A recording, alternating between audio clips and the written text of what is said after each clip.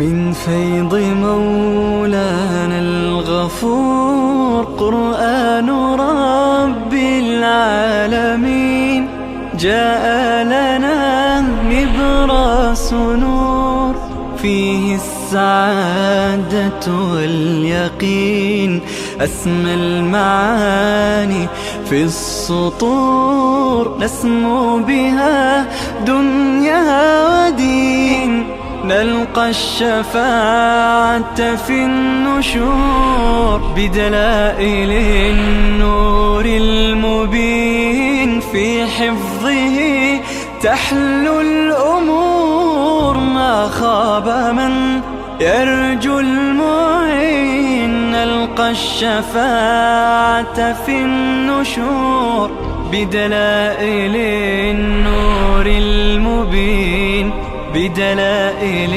النور المبين.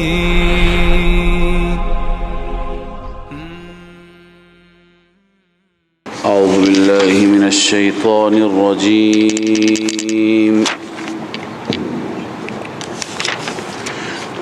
بسم الله الرحمن الرحيم.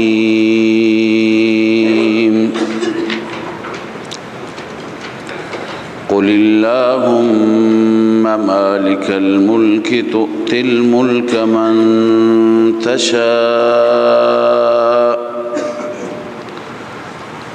وتنزع الملك ممن تشاء وتعز من تشاء وتذل من تشاء بيدك الخير إنك على كل شيء قدير. تولج الليل في النهار وتولج النهار في الليل وتخرج الحي من الميت وتخرج الميت من الحي وترزق من تشاء بغير حساب. صدق الله العظيم. اللهم صل على سيدنا محمد وعلى آله وصحبه أجمعين. سبحانك اللهم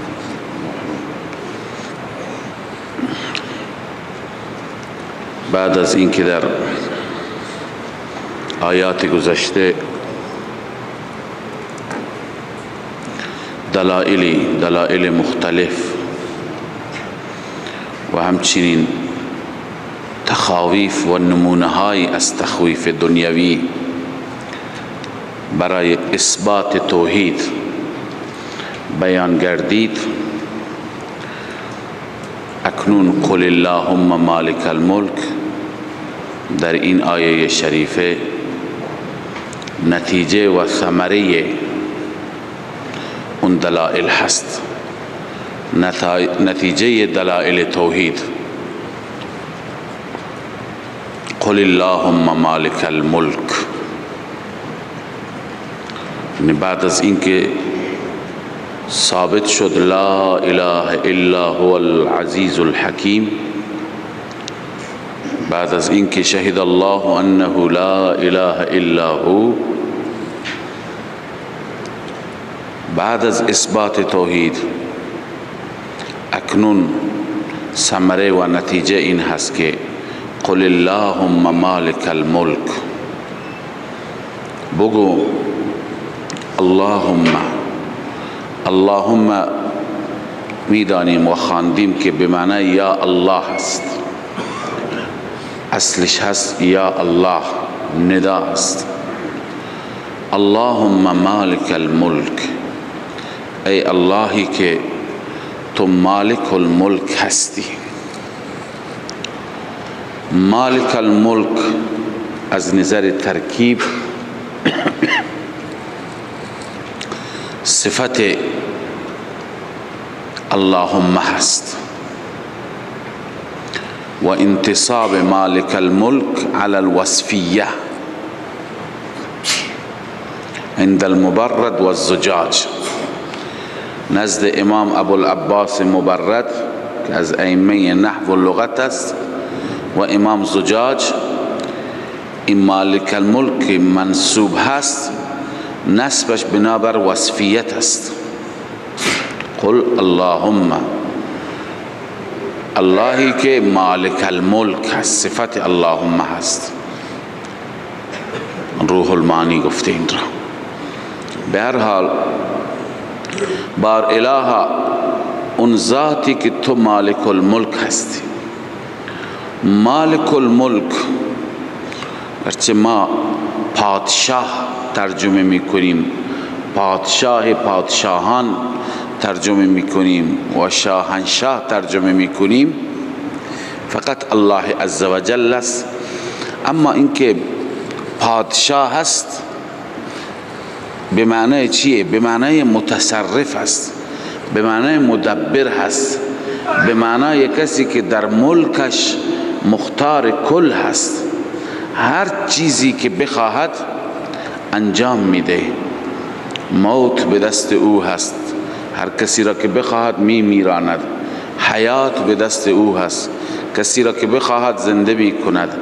عذاب و شکنجه به دست او هست و امنیت و عافیت و راحت و آرامش هم به دست او هست.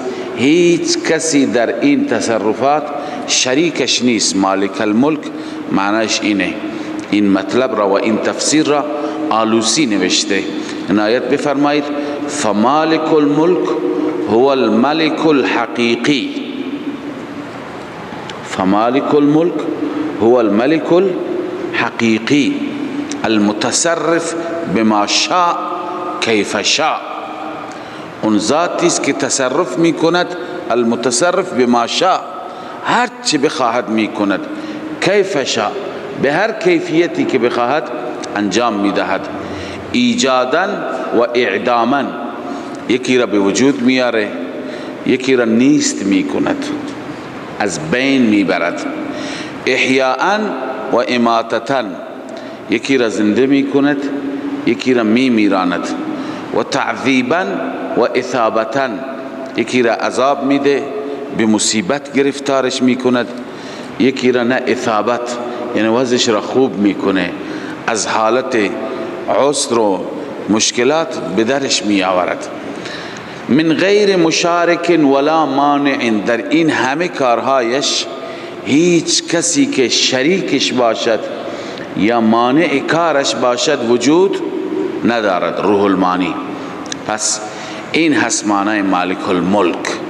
اون ذاتی هست که همه تصرفات، همه اختیارات، مدیریت مطلق این عالم به دست او هست. وقتی که به دست او هست تؤتی الملک، این بعضی از تصرفات اینجا ذکر شده.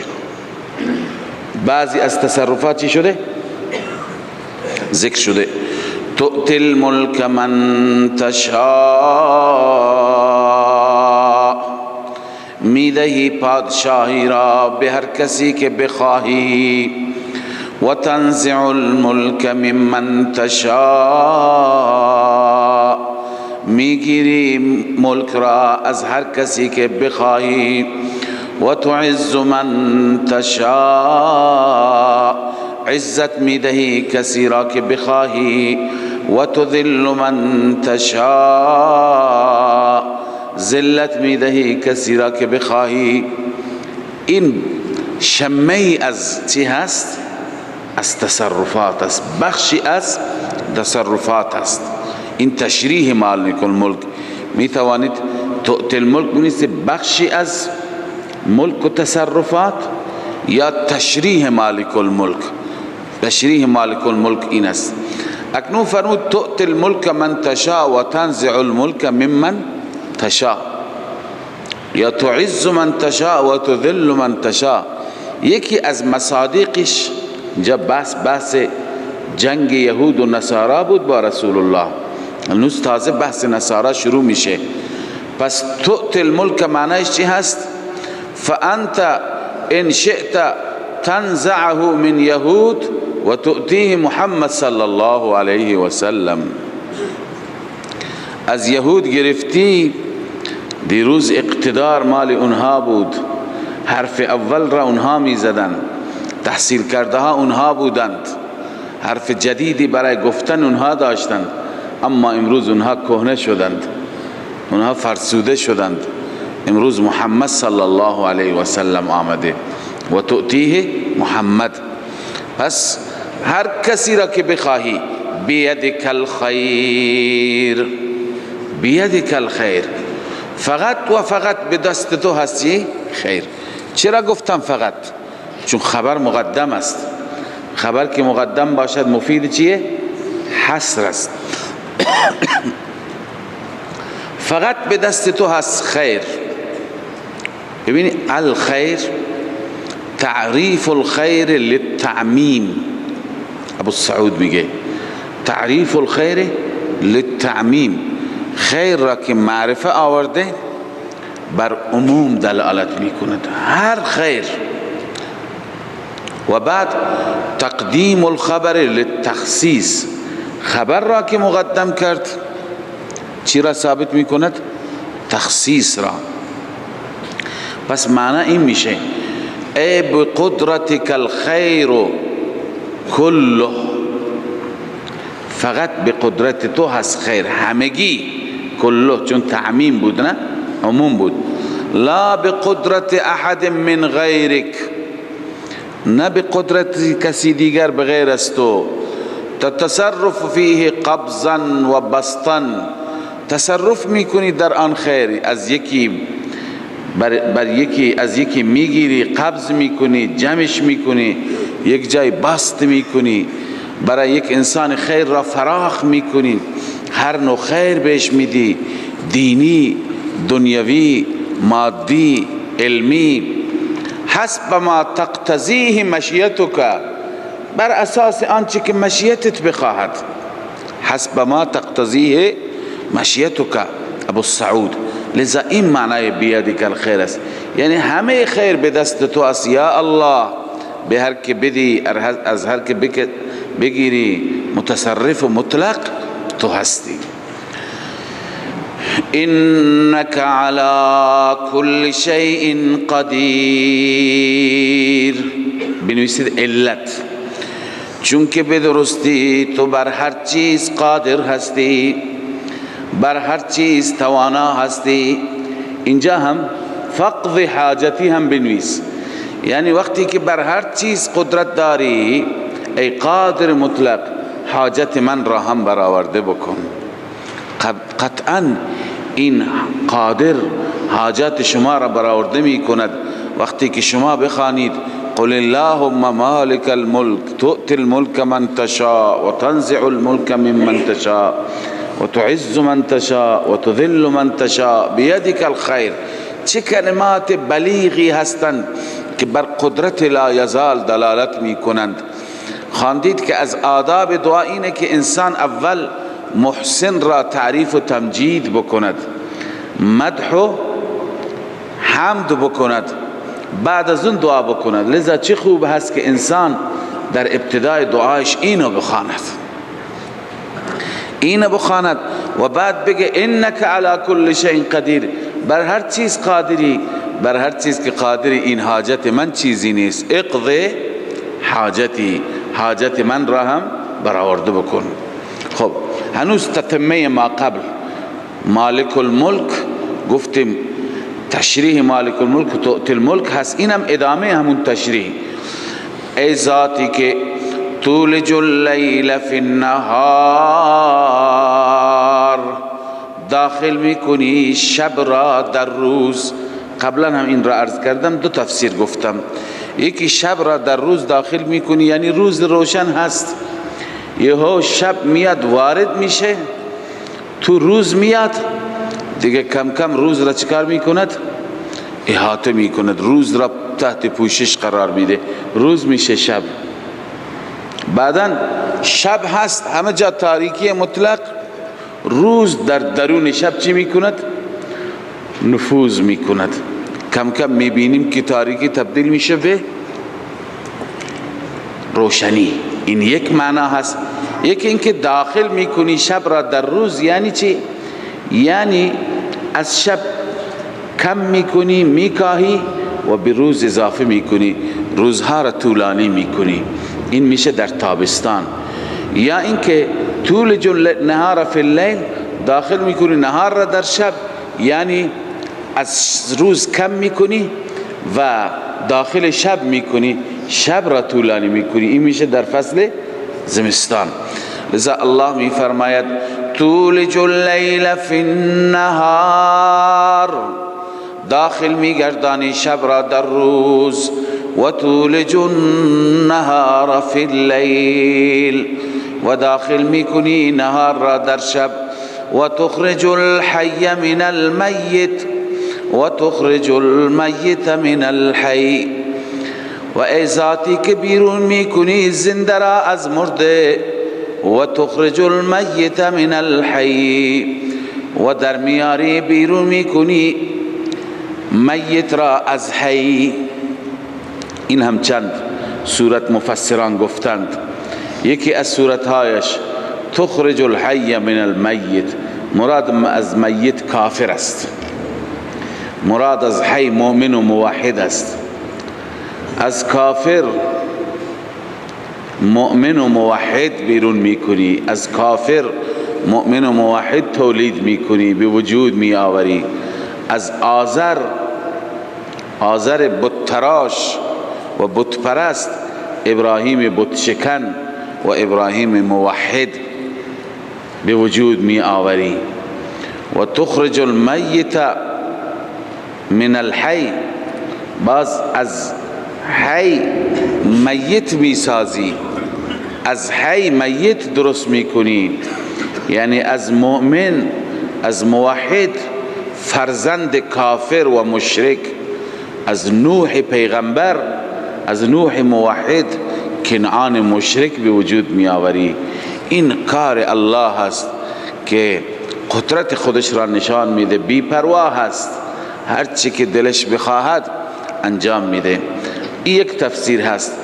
بعضی گفتن که تفسیر دیگری گفتن که حی را از میت، یعنی انسان زنده را از نطفه که میت هست، و همچنین مرغ را از تخم مرغ، کالفرخ من البیض والانسان من النطفه. عرض کنم که جوجه از چی درست میشه؟ جوجه زنده راه میره، پر میزند از تخم مرغ مرده که هیچ جان ندارد. و همچنین تخرج المیت من الحی، میت را از حی، یعنی از مرغ تخم مرغ، از انسان نطفه غیره. و تخرج الحی من المیت و تخرج المیت من الحی و ترزق من تشاء بغیر حساب، هر کسی را که بخواهی رزق میدهی بغیر حساب، هیچ حساب و کتابی نیست، بی حساب میده، بی شمار میده. یک انسانی از اول تا آخر چقدر رزق میخورد، الله هست که به این انسان به این اندازه بی حساب میدهد. خب اللهی که این همه احسان دارد، این همه لطف دارد، این همه قدرت دارد، تصرف دارد، همه چیز در اختیار او هست، آیا سزاوار هست که انسان مؤمن و موحد با دشمنان اون الله دوستی داشته باشد؟ شما بندگان خدا، شما مؤمنان به خدا دوستی بکنید با دشمنان اون خدا سزاوار است؟ هرگز نیست. لذا الله می فرماید این زجر است بر مؤمنین برای ترک موالات، که ترک بکنن دوستی را با کفار، با کفار دوستی داشته نباشند. لا يتخذ المؤمنون الكافرین، الله می فرماید که مؤمنان نگیرند کافران را اولیاء، دوست، دوست دلی، دوست قلبی، دوست صمیمی. اولیاء یعنی چی؟ دوست صمیمی نگیرند. من دون المؤمنین، بغیر از مؤمنین. مؤمنین را با مؤمنین دوستی بکنید، با کفار مشرکین، کسانی که الله را قبول ندارند یا با الله شریک میگیرند، اونها را دوست خودتان قرار ندهید. و من یفعل ذلك فلیس من الله. الله میفرما هر کسی این کار را بکند، یفعل ذلك پایینش ببینید موالات الکفار، هر کسی که دوستی کفار را بکند، فلیس من الله فی شیء، نیست از جانب الله فی شیء، در چیزی یعنی در جایگاه. یعنی چی من الله فی شیء؟ بعضی گفتن من دین الله فی شیء، دین اینجا مقدر است، یعنی در دین این انسان جایگاهی ندارد، عزتی ندارد، حرمتی ندارد، چون که این انسان اون چه دینی هست که با دشمن اون دین انسان دوست باشد، با دشمن خدا انسان محبت و دوستی قلبی داشته باشد. و بعضی گفتن فلیس من الله شیء، قرطبی گفته فلیس من حزب الله ولا من اولیائه فی شیء، فلیس من حزب الله ولا من اولیائه فی شیء، یعنی این با حزب الله هیچ جایگاهی در حزب الله نداره، این جز حزب الله نیست، جز دوستان خدا نیست. شما این تفسیر قرطبی را خواندید در آیه شریفه، لا تجد قوما یؤمنون بالله والیوم الاخر یوادون من حاد الله ورسوله ولو كانوا آباءهم او ابناءهم او اخوانهم او عشیرتهم. یعنی مؤمنان را نمیابی که با دشمنان خدا دوستی بکنند، گرچه اون دشمنان پدرشون باشه، برادرشون باشه، فرزندشون باشه. پس ما این را خواندیم، این تفسیر اونجا تایید میشه، تفسیر القرآن بالقرآن. لذا فلیس من الله یعنی فلیس من حزب الله ولا من اولیاء الله فی شیء. قرطبی. الله می فرماید و من یفعل ذلك فلیس من الله فی شیء، هر کسی این کار را بکند پس نیز من الله از حزب الله فی شیء در جایگاهی، الا ان تتقوا منهم تقا، مگر بترسید از آنها ترسیدنی. بترسید از این بیان مدارات است، مدارات کردن با کافر، بظاهر دوستی کردن، اونم از ترس او.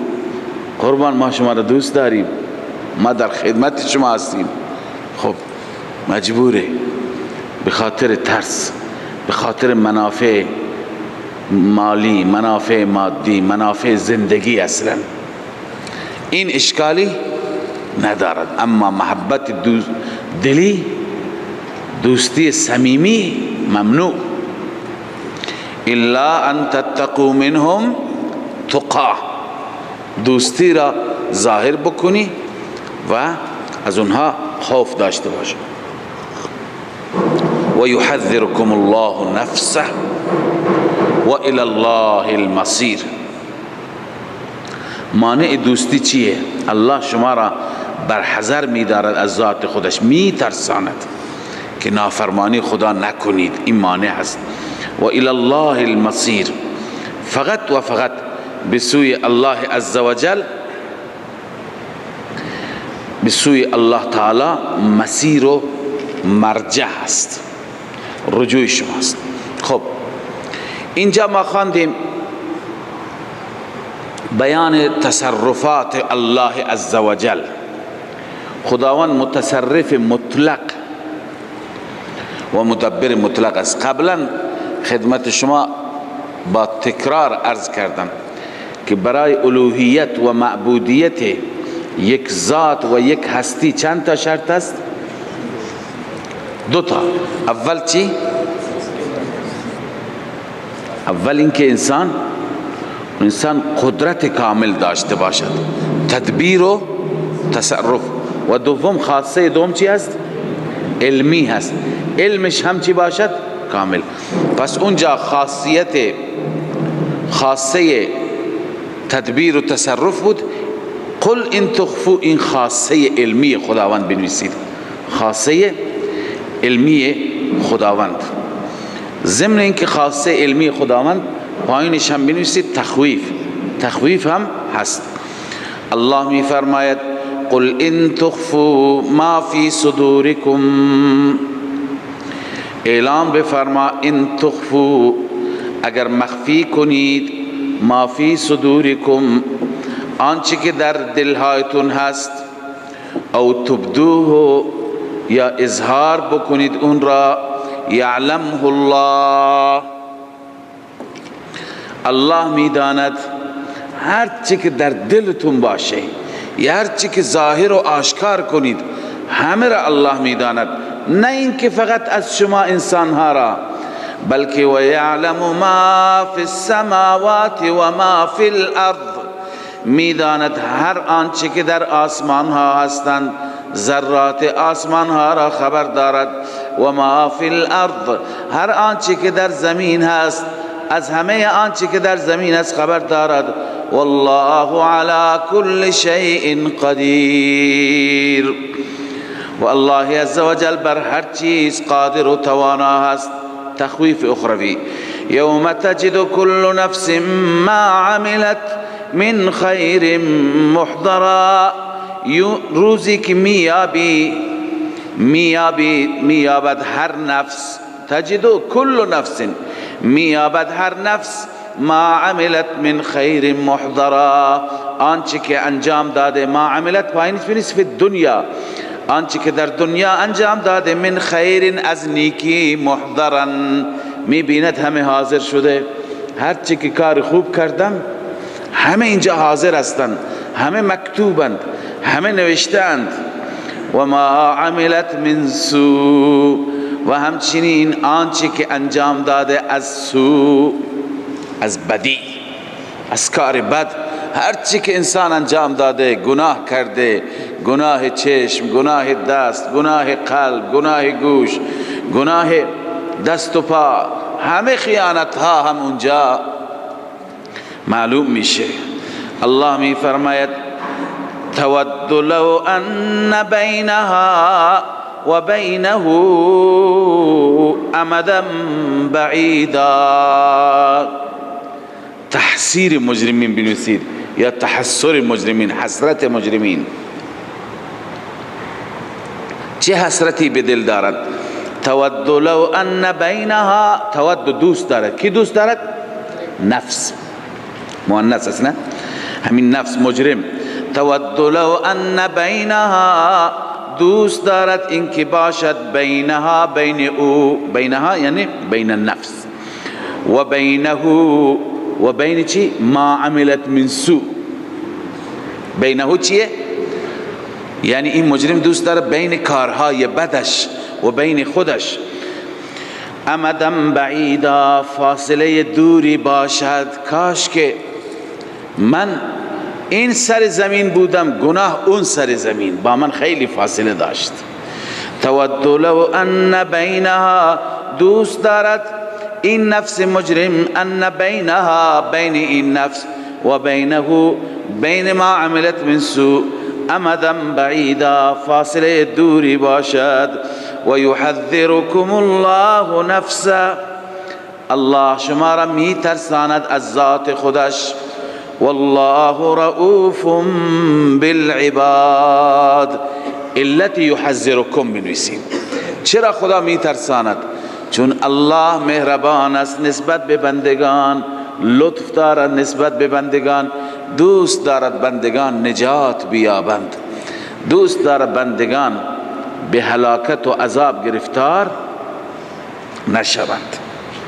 لذا الله عزوجل شما را از ذاتش، از عذابش میترساند، از گرفتش میترساند. قل ان کنتم تحبون الله، اکنون الله عزوجل باز هم تخفیف بیان میفرمد اما على سبیل الترقی. قل ان کنتم تحبون الله، بگو اگر شما خدا را دوست دارید، بزعمکم، طبق گمان خودتان، فاتبعونی، من محمد صلی الله علیه و سلم را اتباع بکنید. ببینید اطاعت خدا بدون اتباع محمد ممکن نیست. هستند کسانی امروز به نام مسلمان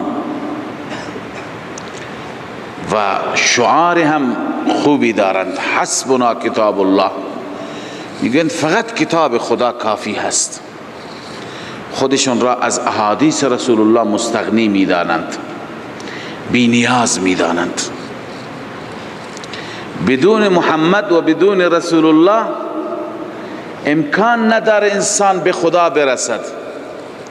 خب اتباع محمد را انسان از کجا بکند؟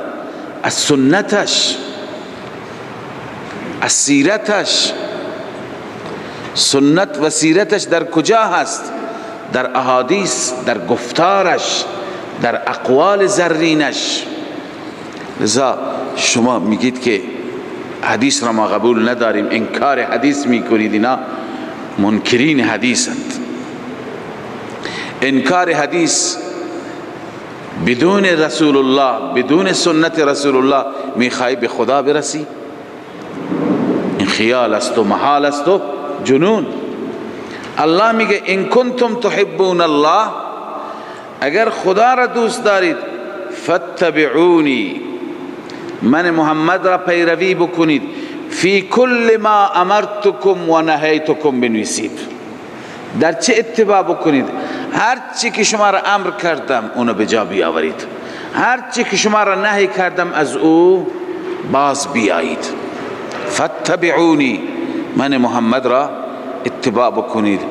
لذا محبت خدا بدون اتباع رسول الله، بدون اقتداء رسول الله، پیروی رسول الله ممکن نیست. و من یطع الرسول فقد اطاع الله و من یعص الله و رسوله، یعص الله و رسوله، عصیان رسول، عصیان الله، اطاعت رسول، اطاعت الله ممکن نیست. لذا الله می فرماید قل ان کنتم تحبون الله، اعلام بفرما اگر شما دوست دارید الله را، فاتبعونی، اتباع و پیروی بکنید من رسول الله را. اون وقت ارتقا پیدا میکنید. اول محب الله بودی، نه؟ از محبیت ارتقا پیدا میکنی به محبوبیت. ای ترتقو من المحبیت الى المحبوبیه یحببکم الله. معنی شما ترقی میکنید، رشد میکنید. اول محب الله بودی، الان میشی محبوب الله. اول تو خدا را دوست داشتی، الان خدا هم تو را دوست دارد. یحببکم الله، الله شما را دوست می‌دارد. و یغفر لکم ذنوبکم، گناهان شما را معاف می‌فرماید. والله غفور رحیم، الله عزوجل بخشاینده و مهربان هست. الان تفصیل فاتبعونی، قل اطیعوا الله پایینش بنویس تفصیل فاتبعونی، من محمد را اتباع بکن. یعنی چطور؟ قل اطیعوا الله والرسول، اعلام بفرما اطاعت کنید الله را و رسول را، الله را و رسول را اطاعت کنید. خب الله را در قرآن اطاعت میکنی، دستورات خدا. رسول را در کجا؟ رسول را، رسول گرچه اطاعت رسول اطاعت الله بالعکس هم، ولی دستورات رسول، سنت رسول، روش و منش رسول در احادیثش هست. قل اطیعوا الله والرسول فان تولوا، اگر آنان اعراض کردند، فإن الله لا يحب الكافرین. خداوند آن کافرین را دوست ندارد. ببین اینجا از نظر اختصار و فصاحت نیازی نبود که الکافرین بیارد، چون بحث اینها قبلا گذشت. اگر اینجور میشد هم کافی بود. فإن تولوا فإن الله لا يحبهم. اگر اینها اعراض بکنند خدا اونها را دوست ندارد، ولی نگفت لا يحبهم. چی گفت؟ لا يحب الکافرین. این را چی میگن؟ وضع المظهر موضع المضمر. چیزی که اسم ظاهر الکافرین را گذاشت موضع مضمر. هر جا که وضع مظهر موضع مضمر باشد اونجا نکته مد نظر است. پس اینها این نکته در واقع یک نوع فتوایی هست. این فتوایی هست که اینها که رسول را اطاعت نمی کنند، از رسول سرپیچی می کنند، از حکم الله و رسول، اینها کافرند. اون وقت انتظار داشته نباشن خدا اونها را دوست داشته باشد. فإن الله لا يحب الكافرین. خداوند این کافرین را که سرپیچی می کنند، تمرد می کنند، دوست ندارد. کدوم انسان ها را خدا دوست دارد؟ اونهایی که فاتبعونی، من محمد را اتباع می کنند. ان الله اصطفى آدم و نوحا و آل ابراهیم و آل عمران. از اینجا مبحث با مسیحیان آغاز می شود. روی سخن مسیحیان نجران هستند. در ابتدای سوره هم عرض کردم که گروهی از مسیحیان نجران منطقه‌ای بود، آمدند، حدود 70-80 نفر بودند، برای بحث و مناظره، برای تحقیق و تفحص خدمت رسول اکرم صلی الله علیه و سلم آمدند و شبهاتی و سوالاتی مطرح کردند. الله تعالی به سوالات اونها و به شبهات اونها پاسخ دادند. اونها یکی از سوالاتشون این بود که چرا خداوند در کلماتی عیسی را ابن الله، کلمت الله گفته، اینها دلالت بر چی میکنن؟ بر جزئیت خدا، جز خداست، بخشی از خداست. بر الوهیت دلالت میکنند، بر بنوت و فرزند بودن دلالت میکنند. الله تعالی در این سوره جواب میدهد. ملاهای و سردارانی در رأس اینها بودند. یکی عاقب بود، یکی سید بود، یکی ابو حارث بود. اینها به نمایندگی از بقیه قوم با رسول الله صلی الله علیه وسلم سخن گفتند. خب یکی از دلائلشون، یکی از ادعاهایشون اینه که عیسی علیه السلام فرزند خداست، ابن الله است. الله تعالی اینجا در این دلیل توحید که دلیل عقلی سوم هست، خداوند بین انبیاء خودش و بین پیامبران خودش چی میکند؟ ثابت میکنه که اینها همه از همدیگر متولد شدند، پدر و پسرند، بنوت و ابوت وجود دارد. یکی فرزند، یکی پدره، یکی فرزند، یکی مادره. خب وقتی که ذریة بعضها من بعض، اولاد هم دیگه هستند، اولاد بودن وقتی که ثابت شد احتیاج ثابت میشه، نیاز ثابت میشه.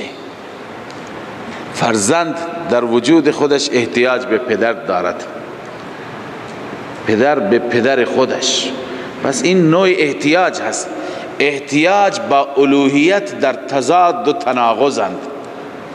کسی که محتاج باشد نمیتونه اله باشد، چون که محتاج خودش نیازمنده، چگونه میتواند حاجت دیگران را برآورده بکند؟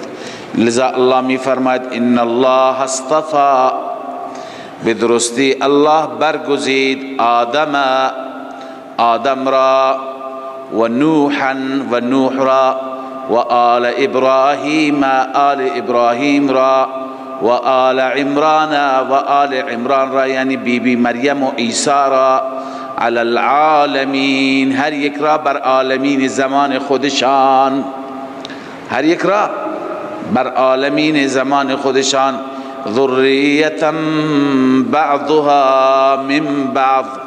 این ذریتا بدل است از آل ابراهیم و آل عمران. این آل ابراهیم و آل عمران اولاد هستند، بعضی ها از بعضی متولد شدند، بعضی ها از بعضی متولد شدند. ببین ذریتا، از ذریه چی ثابت شد؟ احتیاج.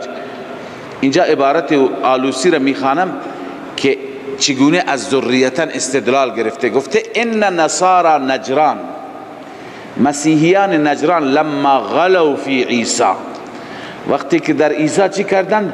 غلو کردند، افراط کردند.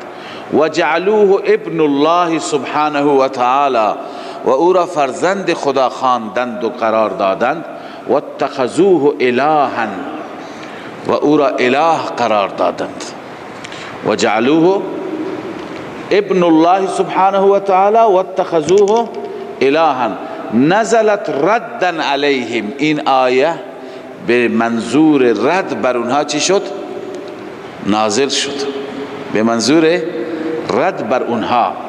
و اعلاما لهم، اعلام شد به اونها که بانه من ذریه البشر، عیسی از اولاد چی هست؟ بشر هست. المنقلبین فی الاطوار، اینکه احوال مختلفی میگردد. یک زمان جنین هست، بعداً طفل میشه، بعداً کودک، بعداً بزرگتر نوجوانه، بعداً جوانه، بعداً پیر. اطوار و احوال مختلفی می آید. المنقلبین فی الاطوار المستحیل علی الاله، حالات مختلفی که محال است بر اله چنین حالاتی بیاید. اله متغیر نمیشه، اله به یک حال است. این که متغیر میشه این دلیل چی هست؟ الوهیت نیست، دلیل عبدیت و بندگی هست، روح المانی. لذا الله می فرماید ذریتا بعضها من بعض، اولاد هستن بعضی از بعضی. والله سمیع علیم، الله عزوجل شنوا هست دعاها را، علیم دانا هست احوال را. دعا را فقط الله می شنود، احوال دل را فقط الله خبر دارد. اذ قالت امرأة عمران رب انی نذرت لك ما فی بطنی. الله کنون این ذریت را ثابت می کند. چطور ذریت، چطور متولد شد؟ ببین عمران پدر مریم هست. عمران یکی از مجاوران و یکی از عابدان خداوند بود در بیت المقدس. عمران یک انسان بسیار صالح، بسیار نیک خصلت. اما زمانی که خداوند مریم را در شکم مادرش قرار داد، عمران فوت کرد. میگوین اسم مادر مریم حنا بود، حنا. بعضی میگن یوحنا، بعضی میگن حنا، والله اعلم، اینها لازم نیست ما بدونیم.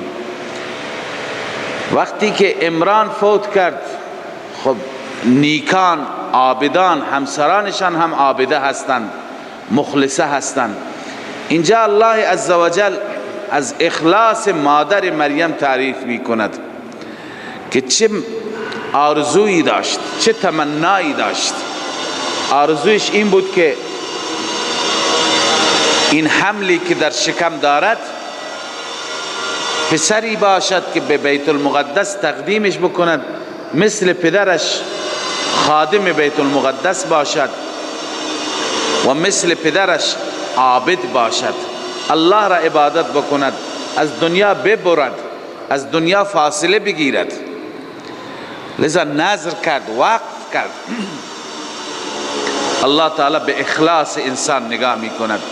اخلاص این انسان را نگاه کن اخلاصش چی آفرید، چی درست کرد، چی شد آخر. الله تعالی می فرماید اذ قالت امرأة عمران، زمانی که گفت زن عمران، همسر عمران، رب انی نذرت لك ما فی بطنی، بار الها من نظر کردم برای تو ما فی بطنی، آنچه که در شکم من هست، لک یعنی لعبادتک، قرطبی برای عبادت تو نظر کردم آنچه که در شکم من هست، محررا آزادش بکنم برای عبادت، از بقیه کارهای دنیا فارغ، آزاد، هیچ کار نکند، فقط عبادت تو را بکند.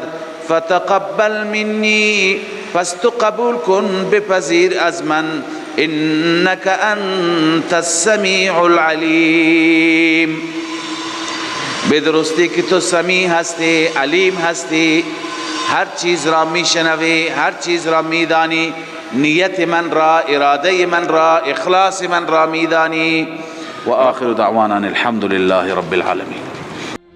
من فيض مولانا الغفور قرآن رب العالمين، جاء لنا نبراس نور فيه السعادة واليقين، أسمى المعاني في السطور، نسمو بها دنيا ودين، نلقى الشفاعة في النشور بدلائل النور المبين، في حفظه تحلو الأمور، ما خاب من يرجو المعين، نلقى الشفاعة في النشور بدلائل النور المبين، بدلائل النور المبين.